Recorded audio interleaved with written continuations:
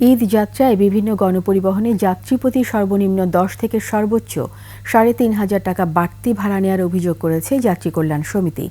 রেলের টিকিট কালোবাজারি কিংবা বিনা টিকিটে যাত্রার জন্য দিতে হচ্ছে গড়ে 300 টাকা।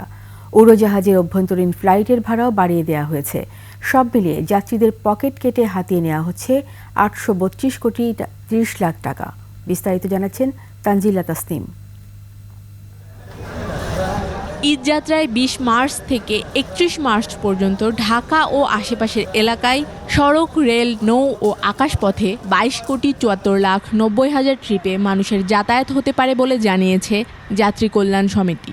সংবাদ সম্মেলনে সংগঠনটি জানায়, ট্রেনের ছাদে ভ্রমণ করা যাত্রীদের কাছে থেকে নেওয়া হচ্ছে 300 টাকা করে। যাত্রী কল্যাণ সমিতি 18 মার্চ থেকে ট্রেনের টিকিট কালোবাজারিতে 2,50,000 যাত্রী থেকে অতিরিক্ত ভাড়া আদায় হবে 7,50,00,000 টাকা।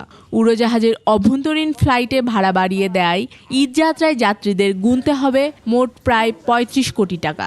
ঢাকা বরিশাল নৌ রুটে ডেক্স শ্রেণীর 100 থেকে 200 টাকা, সিঙ্গেল কেবিনে 200 থেকে 300 টাকা, ডাবল কেবিনে 400 থেকে 800 টাকা পর্যন্ত বাড়তি ভাড়া আদায়ের তথ্য পাওয়া গেছে। ঢাকা সদরঘাট ও নারায়ণগঞ্জ নদীবন্দর সহ বিভিন্ন ঘাট দিয়ে 200টি ছোট বড় নৌযানে সবচেয়ে বেশি প্রায় 40 লাখ যাত্রী দেশের বিভিন্ন গন্তব্যে যাবে।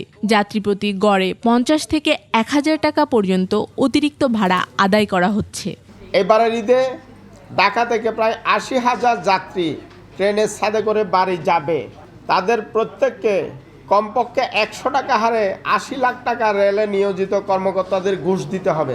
যাত্রী কল্যাণ সমিতি বলছে, রাজধানীতে সিএনজি, অটোরিকশা, ব্যাটারি চালিত রিকশার ভাড়া, এমনকি ঘাট পারাপারের টোলও বাড়িয়ে দেওয়া হয়েছে দ্বিগুণ, কোথাও প্রায় 3 গুণের কাছাকাছি। তানজিলা তাসনিম, 21 টেলিভিশন, ঢাকা।